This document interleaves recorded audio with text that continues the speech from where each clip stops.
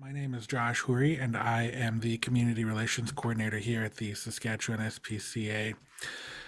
Again, thank you to everyone for joining us for our latest webinar series, Safe Places for People and Their Pets. I would like to start off by recognizing the land on which I live and work, and where I am today is Treaty 4 territory, the traditional lands of the Cree, Assiniboine, and Saulteaux peoples, and homeland of the Métis. I would also like to acknowledge and pay my respects to the ancestors of this land. As I mentioned, if you are just joining us, we are inviting everybody to introduce themselves in the chat. Tell us a little bit about yourself, where you work, and maybe where you're joining us from today, and maybe mention what you're hoping to learn during today's webinar. So for those of you that are joining us, you may know that the victims of intimate partner violence often stay in a violent situation rather than leave without their pets.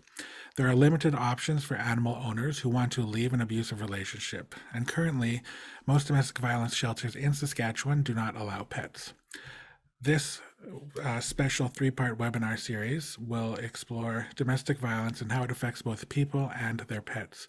During today's presentation, we'll meet Allie Phillips, founder of Sheltering Animals and Families Together. We do invite you to share your questions using the Q&A feature at the bottom of your screen. If you just hover across the bottom with your mouse, you will see a menu bar pop up, and there is a Q&A section there. Pop your questions in there, and we will be able to answer the questions that come in at the end of the presentation. And now I would like to introduce our speaker. Allie Phillips is an author, attorney, and advocate for protecting vulnerable victims. As founder and CEO of the Sheltering Animals and Families Together program, she has led the global movement in helping domestic violence shelters to create on-site pet housing. With over 25 years of experience in helping animal and human survivors of abuse, she has been educating criminal justice professionals since 1997 and specializing in how animal abuse links to family violence. She is an award-winning book author and is on the steering committee of the National Link Coalition, past chair of the State Bar of Michigan's Animal Law section, and a member of the National Coalition on Violence Against Animals. I am very pleased to welcome Allie. Allie, thank you for joining us today. Oh, thank you. It's great to be here. I always like presenting to my friends in Saskatchewan. So it's great to be here, and I'm going to go ahead and share my screen, and Absolutely. we will get going. All righty. Okay, so welcome everyone. I was watching in the comments of where you all are from. So this is very exciting. Very exciting. I'm glad that you're all here and you have an interest in this topic. So like Josh said, my name is Allie Phillips, and I'm an attorney. I am the founder and CEO of the SAF-T Program, Sheltering Animals and Families Together, and I am in Lansing, Michigan, so probably experiencing cold weather like you all are experiencing. So just a little bit more about me. I come to this field by way of being a criminal prosecuting attorney. So I have spent my entire 27 years as an attorney in the field of criminal prosecution, either being in the courtroom as a prosecutor or teaching prosecutors, law enforcement, and the allied professionals who work with them. So I am from Michigan, but I did spend 12 years in Washington, D.C., working for two national organizations to really promote this particular topic and how animal abuse links to family violence. So I'm just going to dive right in because this is really the foundation of why the SAF-T Program was created, and I will get to that shortly. But when we see family violence and animal abuse in a home, it is intricately linked. Where you see animal abuse, you are very likely to find domestic violence and child abuse and elder abuse. And in the field, this is what we call the link.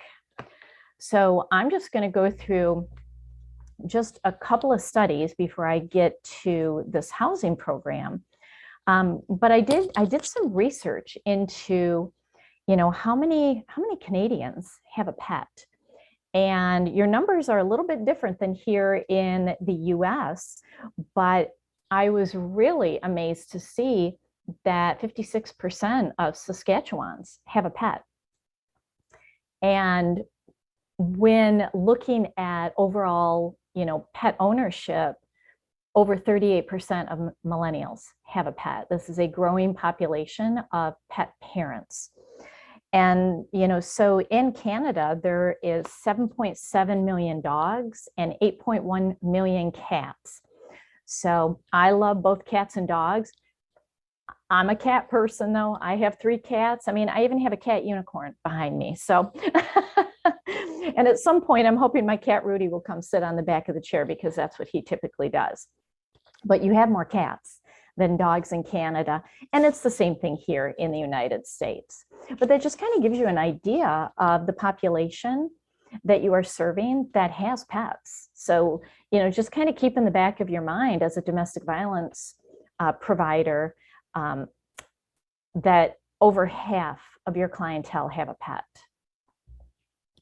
So I just want to briefly go through a couple of research studies that really highlight why the SAF-T program was created. This was a study that was done with a very small shelter in the Midwest of the United States. And they interviewed 19 women that were in shelter.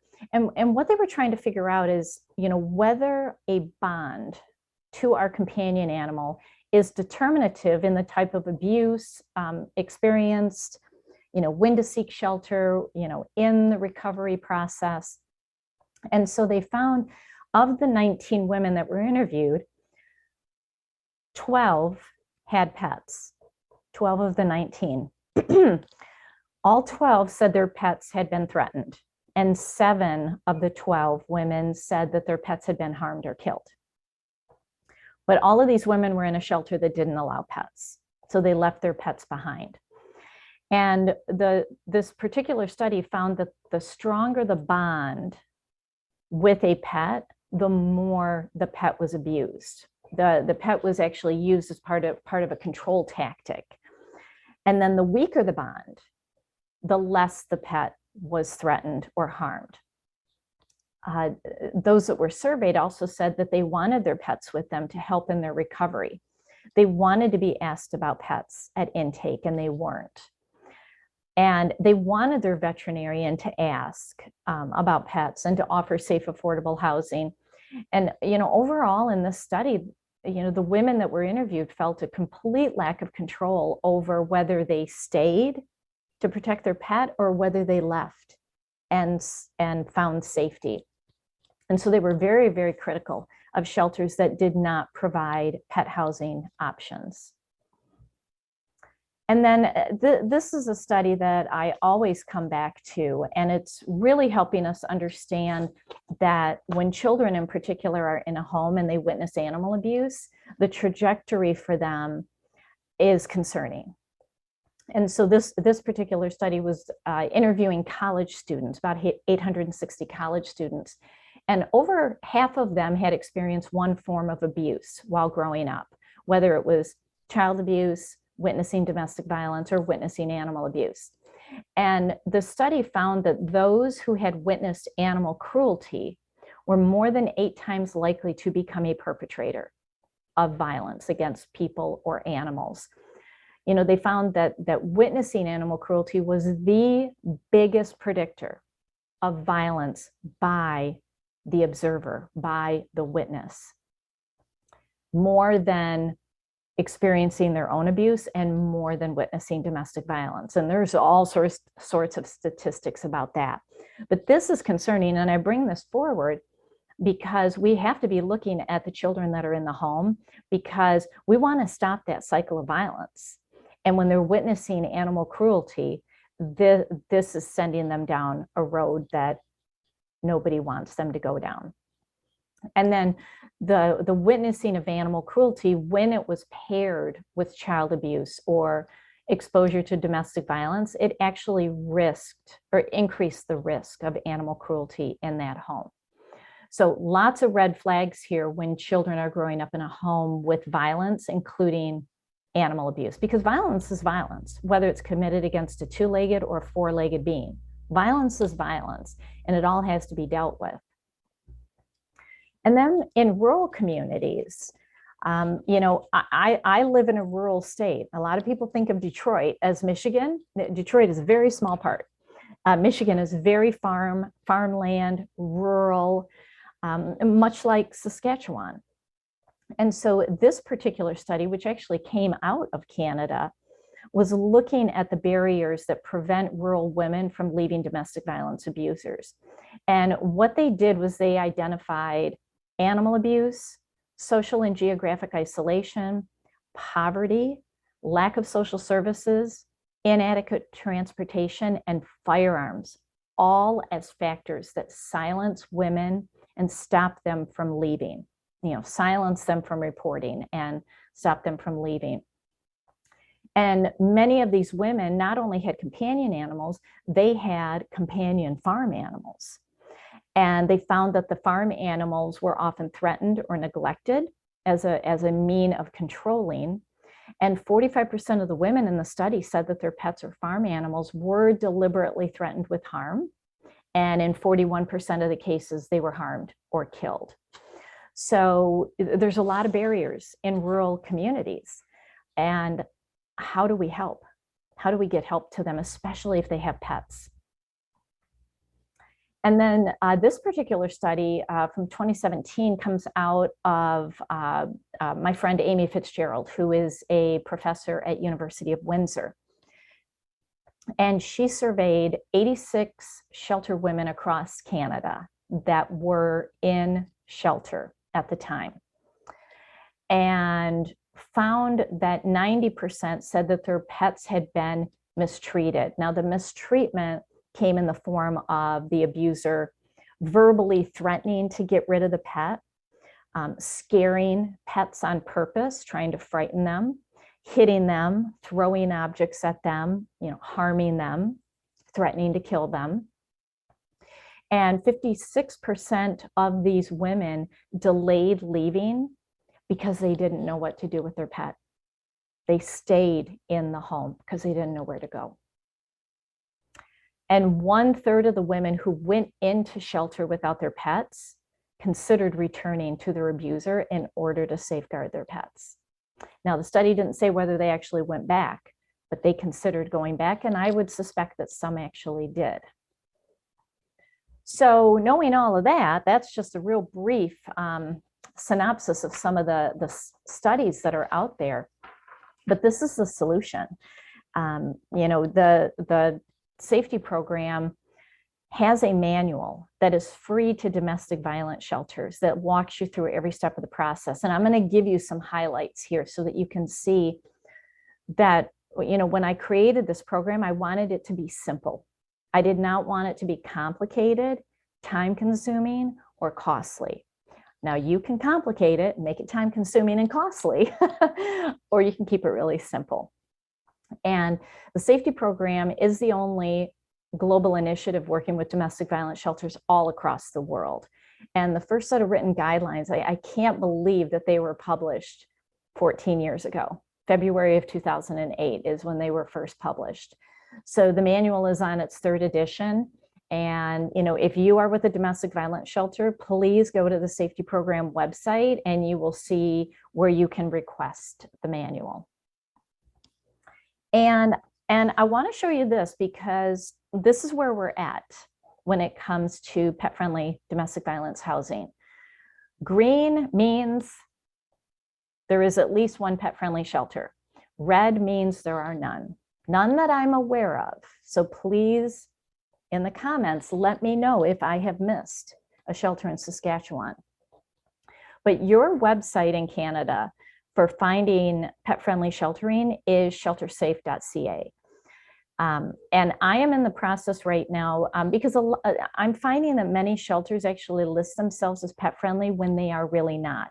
Like here in the United States, there are some shelters that say that they're pet-friendly, but they only welcome service animals, like a leader dog for the blind, that sort of service animal. Well, under US law, they have to. All shelters have to. So it doesn't mean they're pet friendly. It just means they're complying with the law. So I actually go through and confirm every shelter. And so right now, here's how many shelters in Canada I still need to confirm. 48 in British Columbia. I need to confirm 1 in New Brunswick, 1 in Nova Scotia, 18 in Ontario, and 2 in Quebec. That's a lot. I'm really, really hoping that they all are welcoming pets on site, because that would really, really help overall. But I'm here to help you in Saskatchewan to really help get this going. And I mean, there's been articles, in news media about the importance of doing this. So this is really starting to pick up in Canada. When I started speaking with a variety of Canadian organizations, gosh, 7 or 8 years ago, this just wasn't happening. So it really is picking up speed, and we're here to help. So let me talk to you about how it was created. So the SAF-T program came to me in the courtroom during a domestic violence case, when my crime victim showed up to court and wanted the charges dismissed against her husband. Well, we have policies here in the US where, we don't necessarily dismiss those cases, for a variety of reasons, because there's a lot of coercion that happens. So as I was asking, my victim why she wanted the charges dismissed, she said that she had gone home to her husband the night before, and my heart just sank when she told me that. And then she said, I went home because he had already killed one of my dogs, and I still have 2 dogs and a goat. And I would rather go home and die trying to save them than run away like a coward to protect myself. I had never heard of such a thing. I was a brand new prosecutor. I've always been a pet parent. I grew up with pets since the first day that I was born. So I was horrified. I'm like, what? You have got to be kidding me. Domestic abusers go after animals? This was back in 1996. Okay, this was a long time ago. And my local shelter refused to take her. They would take her, but not her pets. And I got really angry, because to me, it was very clear how this could happen. It's almost like this entire concept just downloaded into my brain in a split second. And it just seemed very simplistic to me. But I didn't know what to do with it. I was a brand new prosecutor. What am I going to do?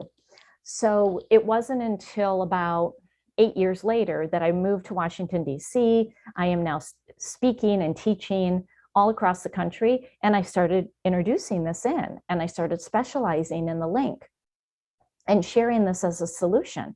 And I'm pretty sure everybody thought I was crazy. I'm pretty sure they did. But I kept talking about it. It's like, I think this is pretty easy. I think we can do this. And then in 2008, while I was working for the American Humane Association, they gave me the clearance to put my guidelines in writing. And then I ended up taking the program privately and have continued it to this day. And it really is a solution to link crimes. But what it also does is it celebrates and it maintains the human-animal bond. Because for those of you who have pets, if you want to type in the chat how many pets you have, because I suspect there's a lot of pet parents here. But I think we can all agree that pets are very healing. They're very nurturing. They come to us when we're sick, when we're stressed, when we don't feel well. They are natural therapy animals. And this bond is critical in times of stress to help victims heal and recover, to get back on their feet.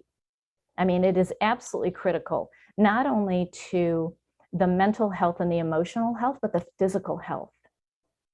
And kids and pets just go together. So what this program does is it reduces a barrier to safety. It is just taking that barrier away. Because I don't know of any shelter that would deny a client coming in, but saying, you can't have your kids. There may be, but I really don't know of any. pets are basically perpetual toddlers. They never grow up. I mean, they never do. I look at my cats. I have 3 cats. Yeah, they can clean themselves, they can feed themselves, but I have to provide the food. I got to put the food on the table for them. I have to put a shelter over their head. So, you know, they really are children to a lot of people, which is why they stay behind to protect them, because they wouldn't abandon their 2-legged children, and they're not going to abandon their 4-legged children. So I'm going to go through, you know, pretty quickly, because, you know, as a shelter, you can absolutely get the manual. But I kind of want to highlight how detail oriented it is, so that pretty much every question you can think of is answered. And a lot of the questions you don't even know to ask. And so I break the manual down into 4 phases. You know, the pre-decision phase, like you're thinking about it, you just haven't gotten there yet. The initial implementation phase, when you're ready to get started and get, you know, start taking the steps toward creating it. The financial preparation phase, and then the welcoming pets phase. So let's go into the pre-decision phase, because this may be where many of you are right now. And, you know, in the manual, I talk about, you know, consult with us. I mean, you're getting a presentation, but I always ask a shelter, you know, if you have any questions, if you have any fears or any hesitations, just email me and say, hey, we need to talk. You know, we want to do this, but we have a whole lot of questions. And if it's beyond, you know, your questions are beyond what's in the manual, absolutely, you know, I will get on the phone with you or get on Zoom. But right now, I think it's really important to start asking on your hotline about pets, if you're not already doing that.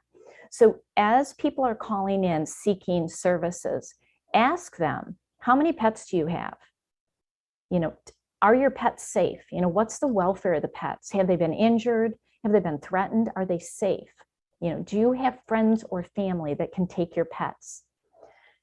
You know, has the caller delayed getting to safety because they have a pet and they can't find a shelter that will take them together?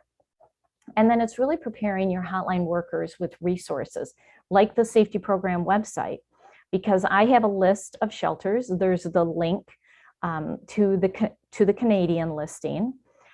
And, you know, so there's all sorts of resources there if you're not ready to take pets.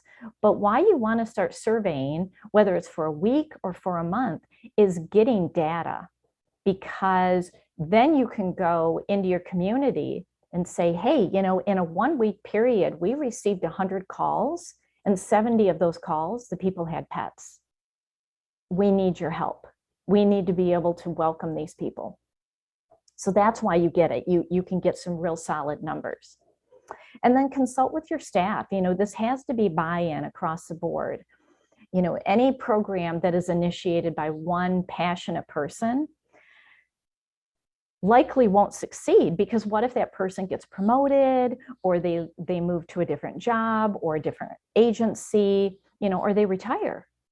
That's why you need buy-in with everybody. And also deal with any questions, any fears.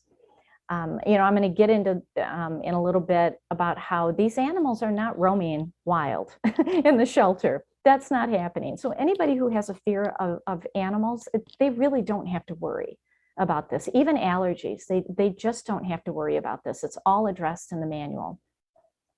And then on the SAF-T Program website, there is a pet safety planning flyer that you can download. And you can put it on your social media page, you can put it on your website, you can print it, you can hand it out. And it's really giving the information for them to start planning on leaving with their pet. You know, what are the things that are needed in order to safely escape with their pet?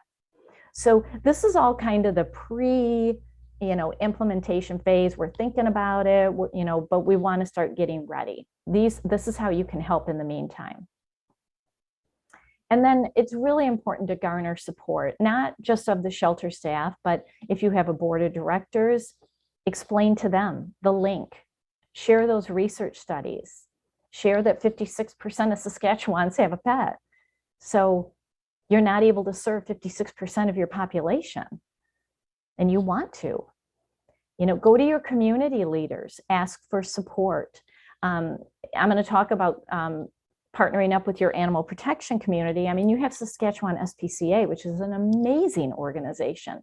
I mean, look at what they're doing with this webinar series. They are here. They are here to be your animal resource. At no point does the SAF-T program ever ask a domestic violence shelter to become an animal expert. Not your job. That's what Saskatchewan SPCA is for. They know animals. They're there to answer your questions. And also partner with the veterinary community. And again, this is where the SPCA can help you with that. But it's about working as a team, because this should never be overwhelming and it should never strain your resources. This should just be such a natural part of your sheltering services. And then you also want to think about, do you want to take in volunteers? Some shelters love having volunteers that can help specifically with the pet program. Others do not. So there's a lot of decisions to be made.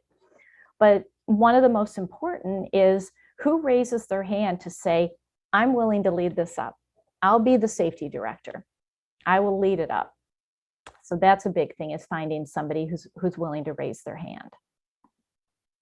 All right, now let's talk about the initial implementation phase. So you've made the decision, we're gonna take pets. All right, what type of pets do you want to take? Cats and dogs are the most common. Can you take rabbits? Can you take hamsters? A guinea pig? What about, you know, a little boy who has a goldfish in a little tank, or has an iguana,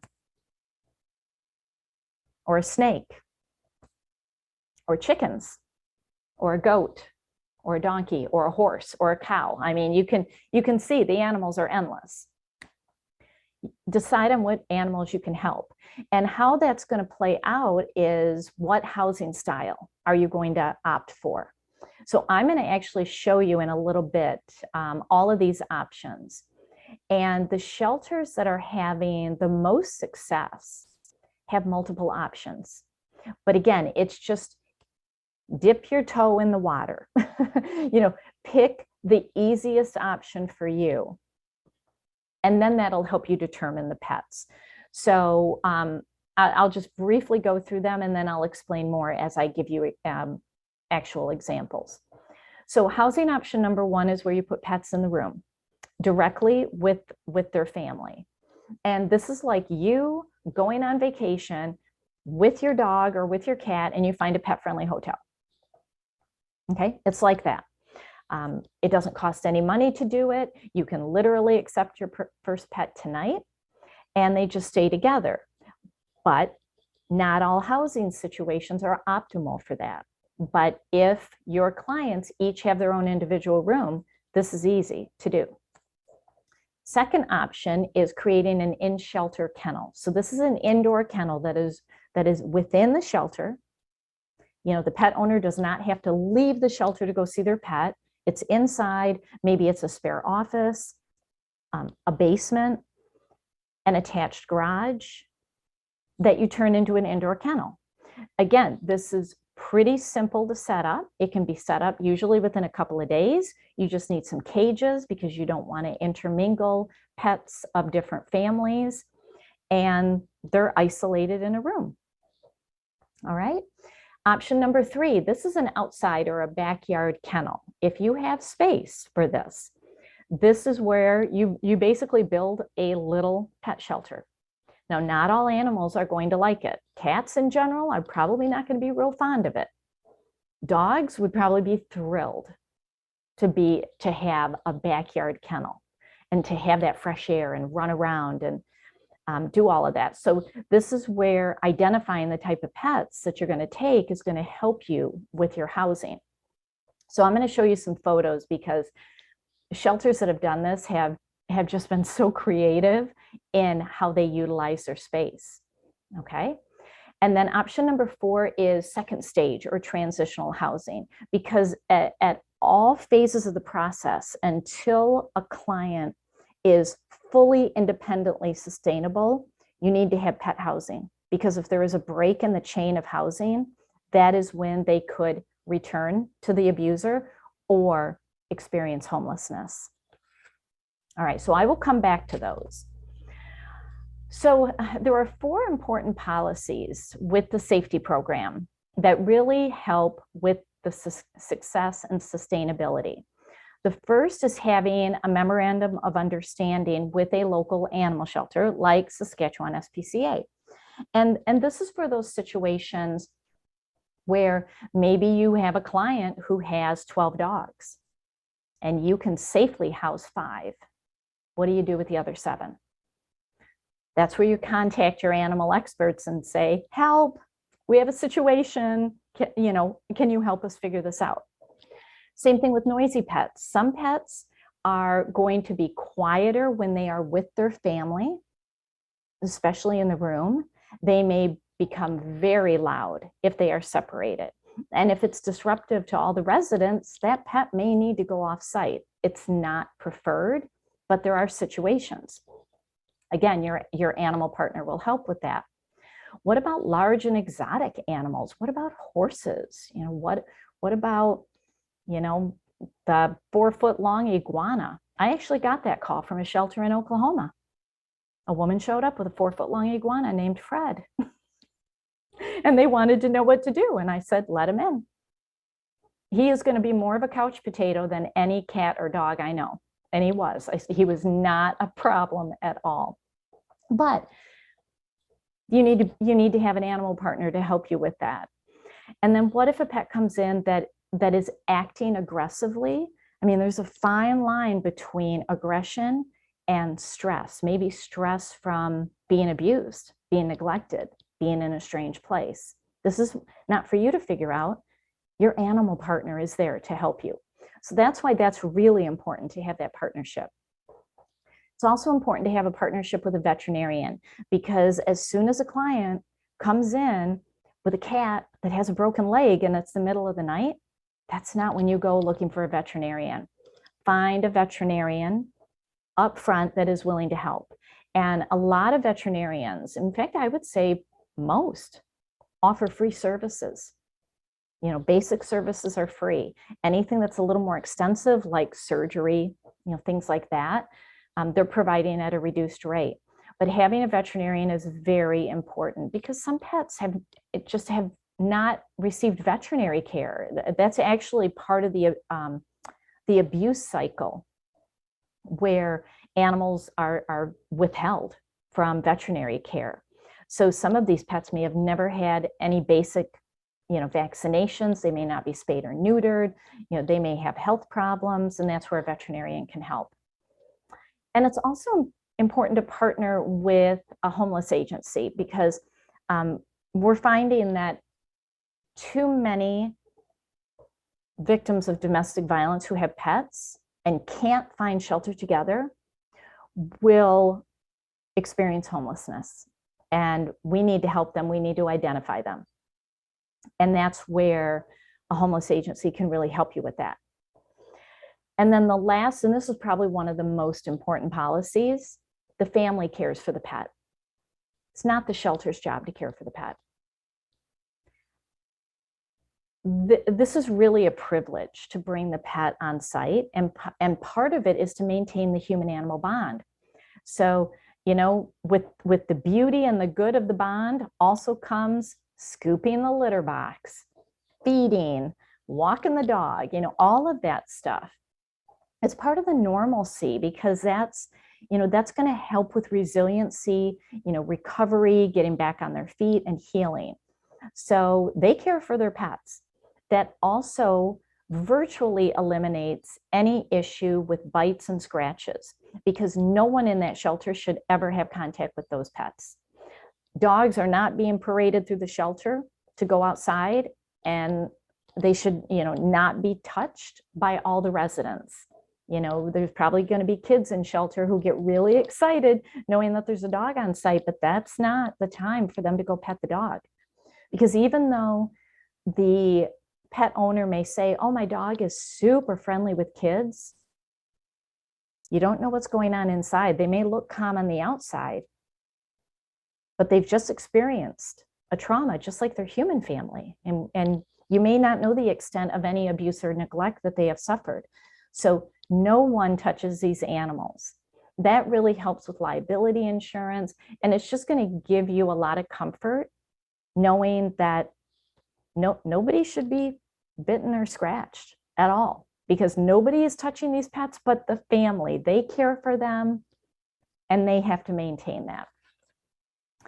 All right. And then the manual also goes through, how do you deal with pets that may be aggressive or are stressed? What if there are breed restrictions in your area? Here in the US, unfortunately, there are some communities that ban certain dog breeds. What do you do? All of that is covered in the manual. Allergies is a big concern, and I get that. I'm allergic to cats, but I have 3 cats. So, I get it. But I'm going to show you in some of the models how you can deal with the allergies, because it is quite simple. What about fear of animals and injuries? And again, this comes back to that policy where the family just doesn't allow other people to pet their animal. So people who are afraid, you can reassure them and say, look, you're not going to see this animal. And even if the dog is being taken outside for a walk, that dog is on a leash, and you do not have to worry about that. And that's going to eliminate any injuries. And then if any staff or residents just object to this, it's a good opportunity to have a conversation to find out why, because maybe they had a bad experience with an animal. And so it's an opportunity for healing. But once they learn about this life-saving program, and that some people will stay behind in an abusive home in order to care for their pet, they understand. Because a lot of people have just never heard of that. So just explaining it and having a conversation can ease a lot of objections. All right, let's go to the financial preparation phase. So a lot of shelters are concerned about money initially, but I can tell you, and even one of my board members who set up the Harbor House pet sheltering program in Orlando, Florida, when you open the doors to pets, the money flows in. And I have seen this time and time again. And what it does is it's really engaging your community. When communities find out about this, they love it. They absolutely love it. So you want to really plan for what sort of setup are you going to have? And I'm going to go through and I'm going to show you these housing options. If you put pets in the room, that costs no money at all. But if you're going to build a backyard kennel, it can cost anywhere from $0, because maybe you get everything donated, up to $5 million, depending on how big of a shelter you build. So you got to figure out what setup you want. And the manual helps you figure that out. What supplies do you need? You're going to need, dog food, cat food, litter boxes, cat litter, leashes, the basics, because some families will arrive without any supplies. Do you need an outdoor area for the dogs to run? Do you need security cameras, or locks on the kennel doors? Is there going to be a cost for veterinary care? Is there a cost for housing the animals on site? I don't know of any shelter that's charging. And I know of many shelters that even when the family moves into second stage transitional housing, if pets are not allowed, the shelter is keeping the pets. And I have forms that are in the safety manual that go through all of this. You can take these forms, tweak them to what you need them to be for your shelter, but they're all written for you so that, if somebody does leave shelter and they need you to care for their pet for maybe a couple more weeks, there's a form that covers that. All right. And insurance. So the manual goes through all of that. And again, if you follow the recommendations and the policies of the safety program, insurance companies are absolutely covering this because they know it's safe. Now, when it comes to fundraising, public awareness is probably the #1 thing that you can do. With social media and any events that you have, just start letting your community know that you're working on opening your doors to pets, and partner with your animal shelter for fundraisers. People who donate to animals will donate no matter if you're in a recession or a pandemic, they donate. They donate. I don't know if this all, happened for you all yesterday, but Betty White, the American actress who passed away just a few weeks short of turning 100, which was amazing, huge animal advocate. Yesterday on her birthday, shelters across the United States raised money in her name. People donated in Betty's name. I mean, it's unbelievable, the millions and millions of dollars that were raised. People love to donate on behalf of animals. So partner and find out how you can talk about the link and raise money. Go out to businesses in the community. They may want to put their name on this. Businesses love to have their names on things. They got to pay a little money, but they can get their name on something.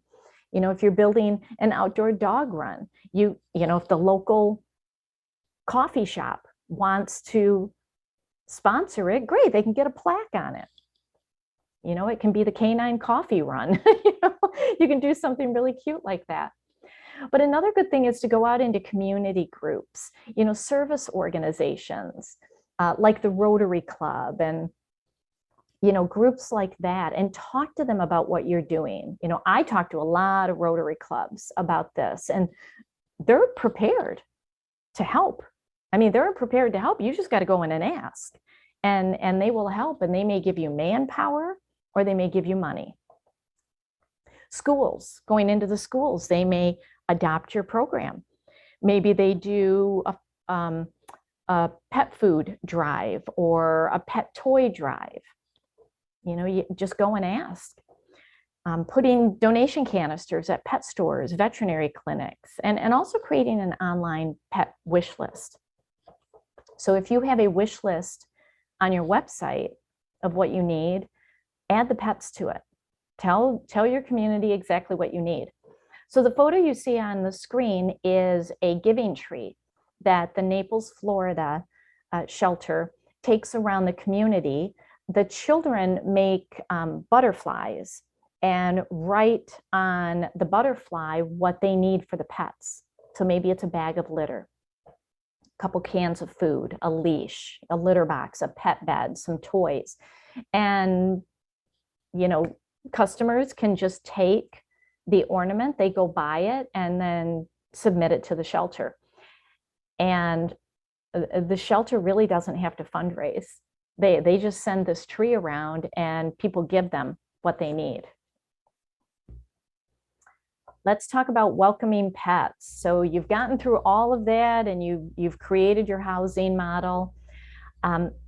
Like I said, there's a lot of forms in the safety manual, and there's intakes forms, there's assessment forms in there. Again, you want to think about pet supplies, helping families care for their pets. Some families have never properly been taught how to care for a pet. This is where SPCA, maybe they can come in once a month. Look at me volunteering them.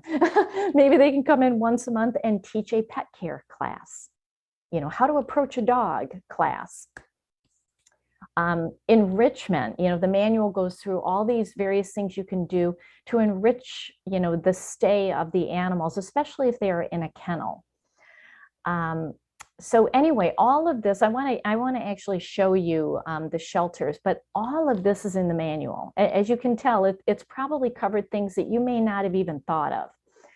I've had 20 some years to really think about this and work with a lot of shelters and try to get every possible scenario and question into that manual to answer your questions, to help you see how you can do this. So, all right, let's dive in and let's meet some of these shelters. So these are some shelters that are putting pets in the room. So this is housing option number 1. As I've said, it doesn't cost anything to set this up. Setup time is immediate. If you are a shelter director, you could literally make a decision right now and say, hey, we're going to take our first pet tonight. We're going to put it out there. We're going to take our first pet. And the comfort for your client, for the resident, is the greatest because they have their pet with them. Now, when it comes to allergies or fear of pets, this is absolutely controllable. Let me show you. Here is one of the shelters in Amsterdam in the Netherlands. I had a chance to visit them a few years ago, and the setup is perfect for controlling allergies. Hard floors, easy to clean up between residents, a radiator system. Now, even if you have centralized heating and cooling, you can go to a hardware store, buy filters, and put them in the air ducts, because it's the dander of pets that people are allergic to. It's not necessarily hair, it's the dander. And a lot of allergies are from touching a pet and touching your face. Well, nobody's going to be touching these pets, right? So that helps. But what if dander is going in between the rooms through the heating and air conditioning system? Well, in a radiator system, that doesn't happen. But if you do have centralized heating and cooling, you can just buy filters and put them in the air ducts, and that absolutely will help control. And then mattresses. Most, mattresses are encased in a zippered casing, usually to help with bed bug control, but it's also going to help prevent dander from getting into the mattress in between residents. But there are shelters that have carpeting, and they just shampoo the carpet in between. So there are several shelters, and I believe I have a slide that has some in Canada that are putting the pets in the room. But what they did in Amsterdam is perfect, absolutely perfect for having pets in the room. In Victorville, California, this program took 2 of their rooms and made them pet friendly. So some rooms are off limits to pets, and those are really good for people who are highly allergic and they just don't ever want to be in a room after a pet has been in there. So they took 2 rooms, they carved out little, pet doors, put in a screened in area, and they started this program the summer of 2009 and have not had one negative incident with animals. In Caldwell, Idaho, as you can see, pets in the room, hardwood floors, and that has been working great for them, because pets are part of the healing process, part of the journey of getting back on their feet. And you can see they've had dogs, cats, birds, fish, turtles, guinea pigs, hamsters, any pet that can fit in a room, they've welcomed them. In Laramie, Wyoming, they have this apartment style housing. And what they did on the back of each apartment is built this pet house that attaches right onto it. So the family can literally walk from their apartment, open a door, and go into that pet house that you see on the screen. So, there's a bed in there, there's food, it's really comfortable, heating and cooling in there to make it very comfortable. And so this helps with any concern about, well, we're still concerned about allergies in the actual apartment. Well, they just built on because they had the space to do it. It worked for their particular facility. But can you see how kind of the innovative ideas really come out in this program? And this is where I love to help shelters, because pretty much every shelter I've worked with, I've communicated with hundreds of shelters. There's about 300 shelters doing this in 5 countries right now. Pretty much every shelter didn't think they could do the program that they now have. They didn't think they could do in-room, but I saw a way that they couldn't see, because they're so in the thick of the weeds of the everyday sheltering. I can see it from fresh eyes. They couldn't see the backyard option, but I could see it. So this is what I like to do. Send me photos, send me videos, let me take a look at it, and something inventive like this may come out of it. And these are some shelters in Canada that are putting pets in the room. So if you want to contact any of them and ask them, hey, how's it going? Like, how is this really working for you? You know, Sage House in Vancouver has been accepting pets for many years. And, you know, they're taking cats, they're taking dogs, small caged animals. You know, they even put pets in their second stage transitional housing. And, you know, it's been working for them. So this is doable, absolutely doable. Let's talk about housing option number 2, where there is an indoor kennel. The cost for this can be extremely low because really all you need are cages and crates for the animals that are from different homes, because you don't want to intermingle. Now, if all you have are pets from the same home, in this indoor kennel, this room, they could free roam. But you're going to need some cages. Now, the SPCA may have spare cages. They may have a source where you can get them at a low cost. You could put it out to the community and ask for donations. But this is a couple $100. You could set up literally in a couple of days. And it has some comfort for the family because their pet is still in the shelter. May not be in the room with them, but all they have to do is walk down the hall in their pajamas and their fluffy slippers, and with like a security code or a key and a lock, gain access to that room, and they can spend time indoors with their pets. So this is a way of controlling allergies and fear of pets a little bit more. So here are some options. In Phoenix, Arizona, they created an indoor kennel.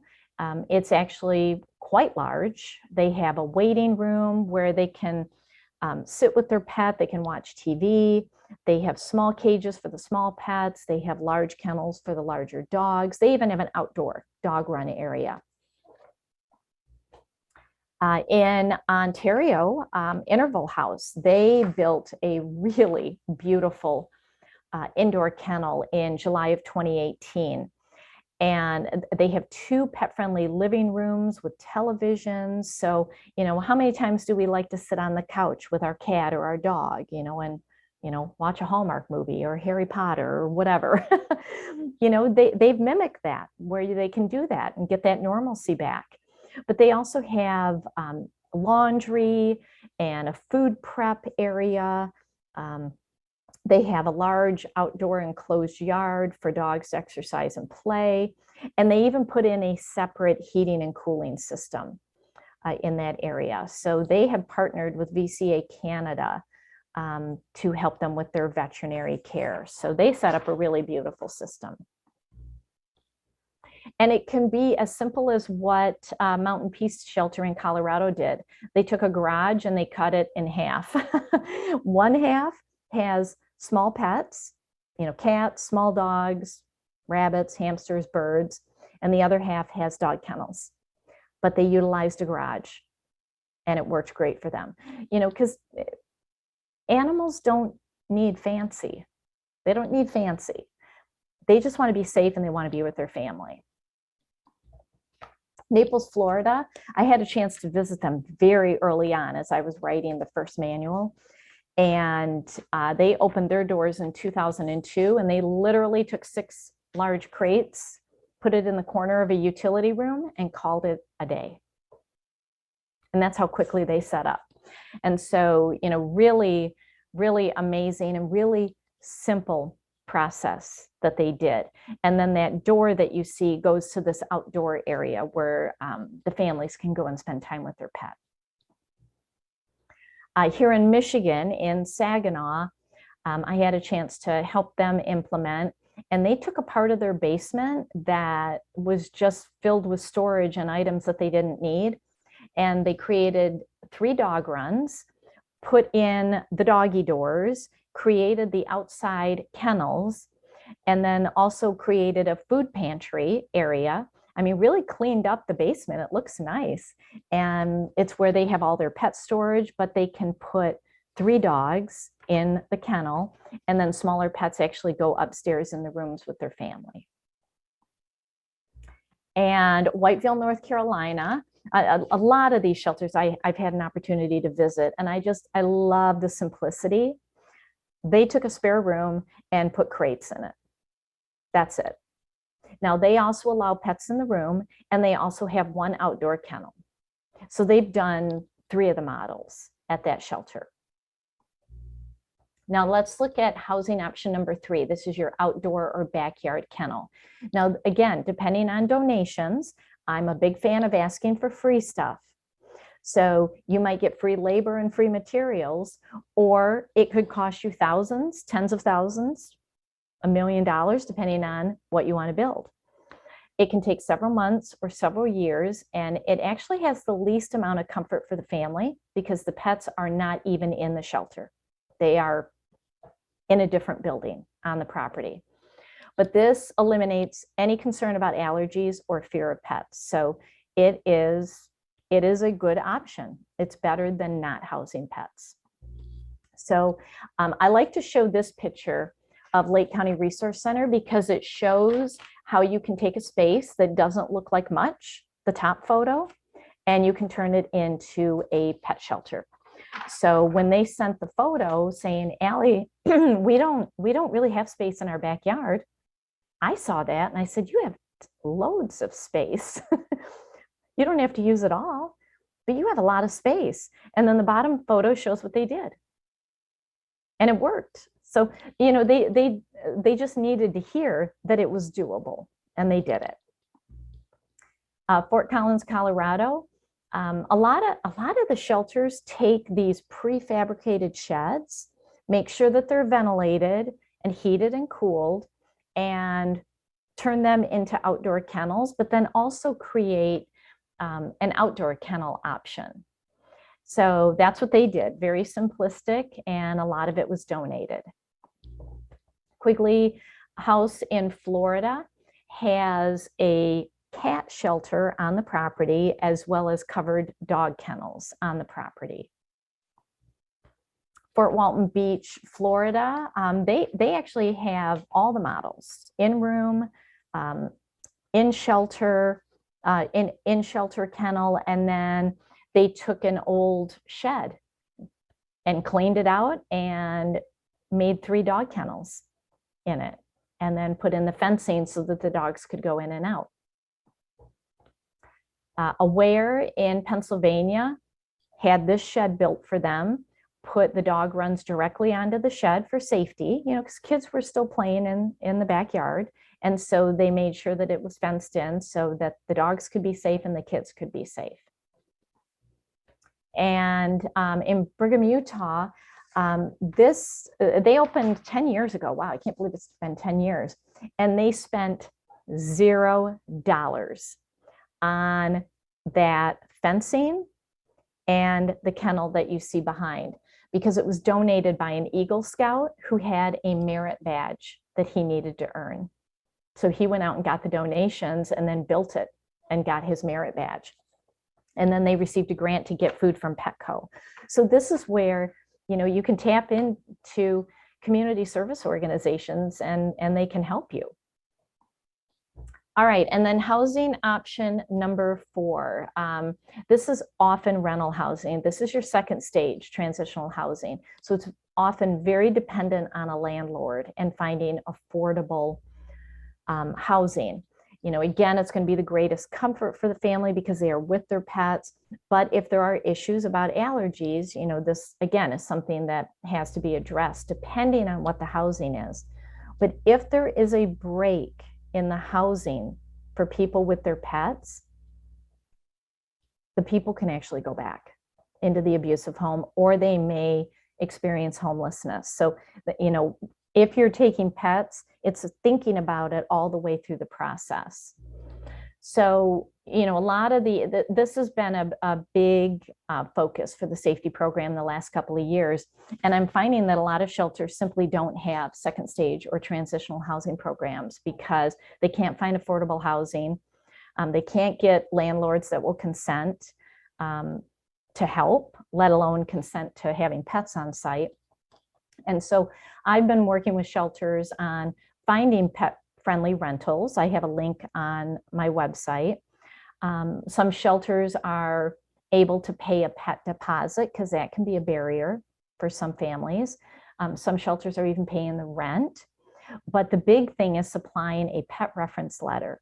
So when a pet is in shelter with you and is really well behaved, send a reference letter so that the landlord sees, okay, I'm not going to have a problem with this cat or dog or rabbit or an iguana named Fred. Send a reference letter.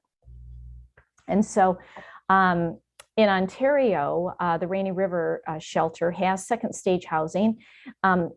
Marianne has allowed me to use this photo. She's very empowered in her journey, and she loves her little dog, Ollie. So she has allowed me to use this photo, and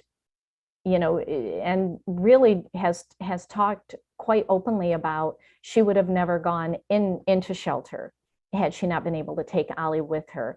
And then they went into second stage housing and were safe there. So a real difference in her life, and something to consider, after the emergency sheltering is over, what is the next step?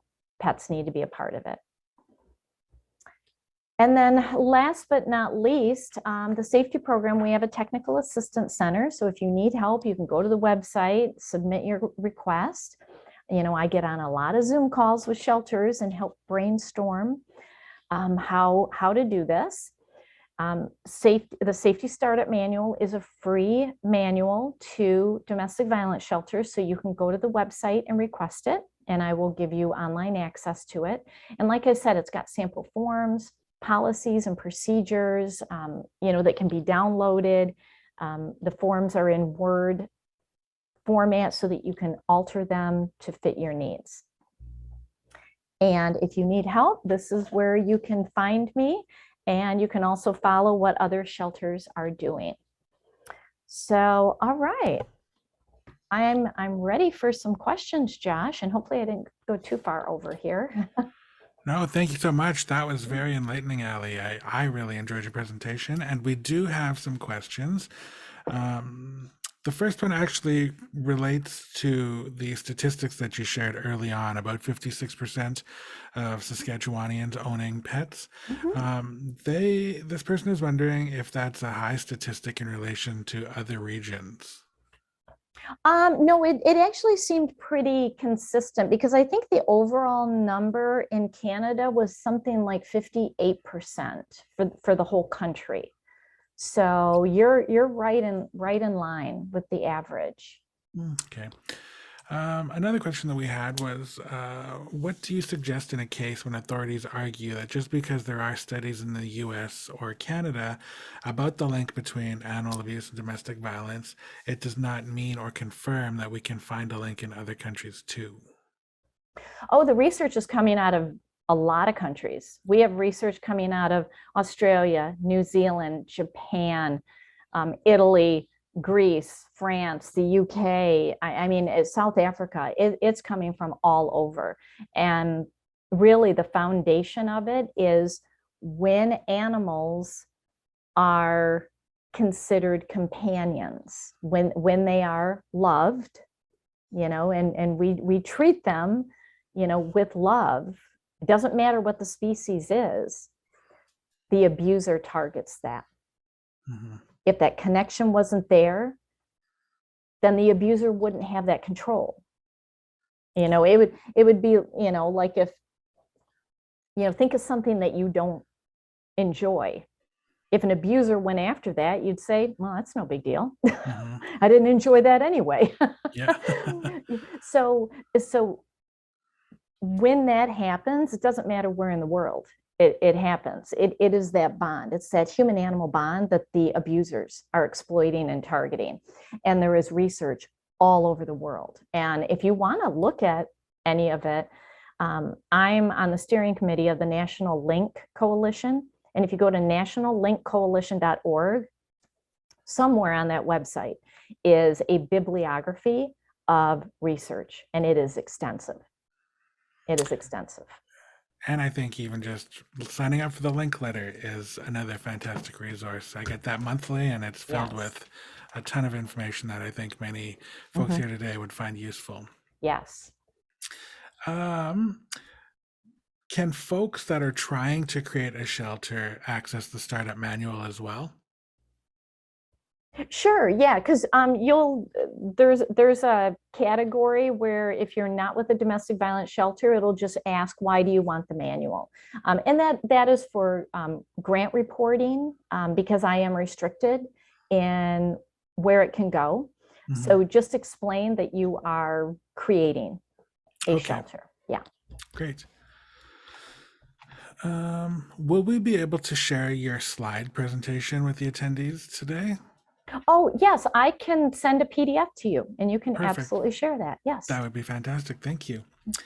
Another question that came in was, how do you ensure the safety of the pets when they are staying directly in the rooms? Considering oftentimes rooms are small, they can easily become overfilled with items. And how do you ensure pets will remain safe and properly cared for in these small areas? Well, that's where education is key, making sure that the family actually knows how to take care of their pet. Um, so, classes on that can help. And, I guess I need to know what kind of safety issue there is, but pets don't need a lot of space. They really don't. I mean, I know many large dogs who thrive in very small apartments. It's not like they're thrashing around and banging against the wall all day long. They don't do that. So, you might have to go through and pet proof a room, like you would child proof a room. So that's why I think, the rooms are already set up because you probably child proof these rooms, Mhm. for a 5-year-old. Well, our pets are nothing more than toddlers. So you just, it's that same philosophy. The room's already been childproof, and that should really help the pets. But if there is like a very specific situation, you can certainly ask and I'll answer it, or you can just reach out to me. Perfect.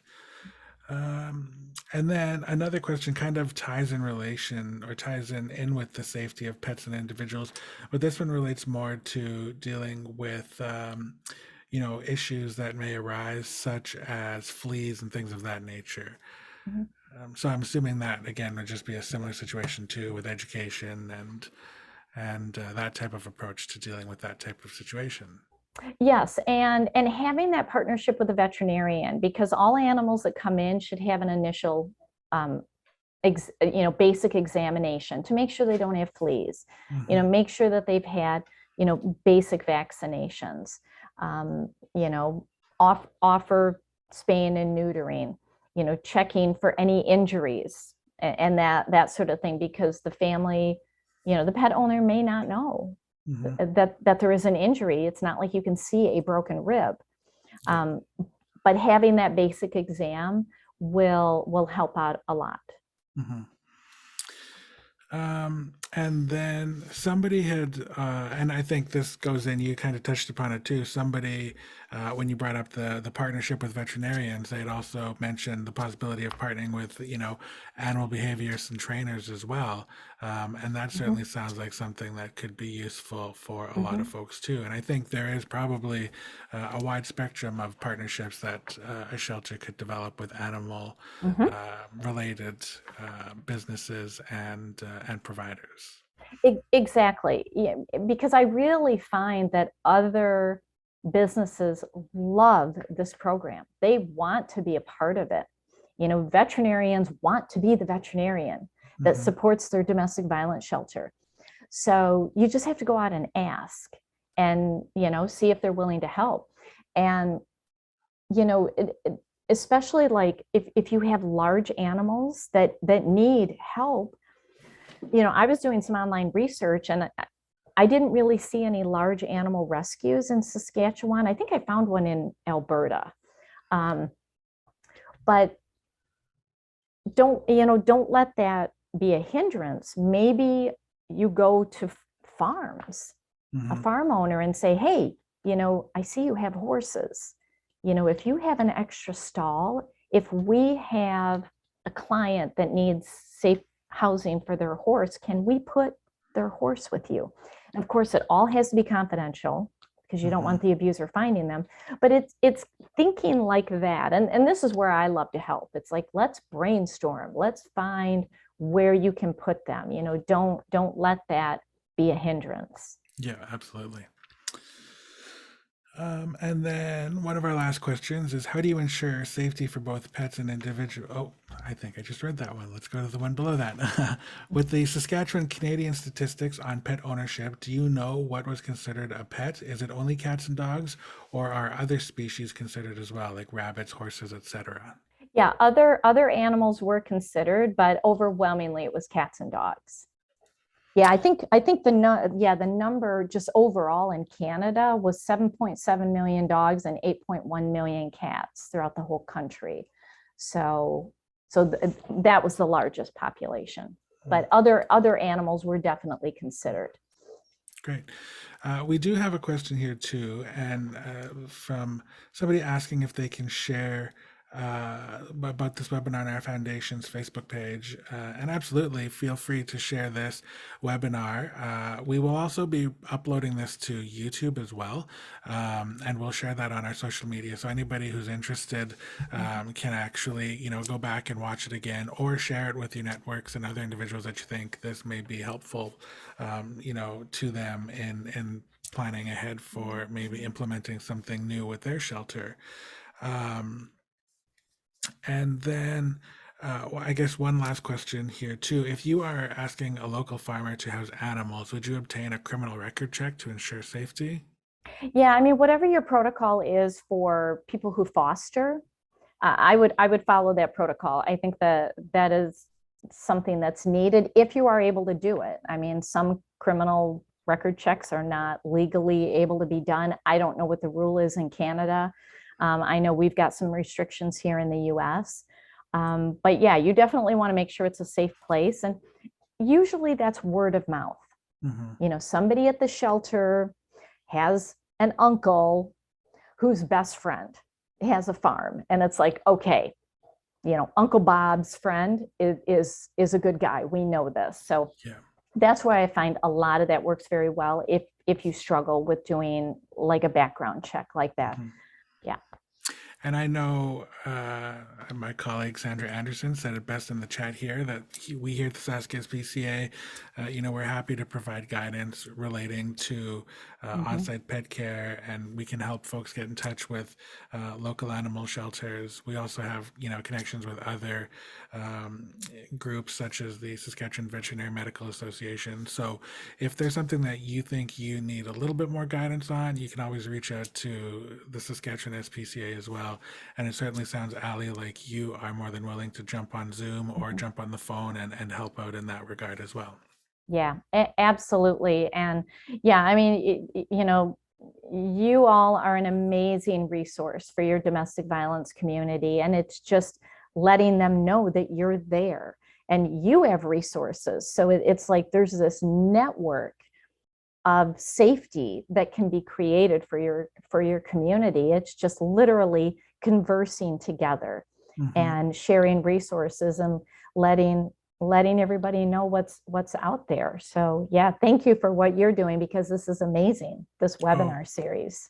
Well, thank you for joining us today, and a big shout out to you, and a big thank you to you for everything that you've done and continue to do to improve the lives of animals and their people, not just in the United States, but clearly in Canada and in other parts of the world too. So thank you for that, Allie. We are really appreciative and thankful for everything that you do.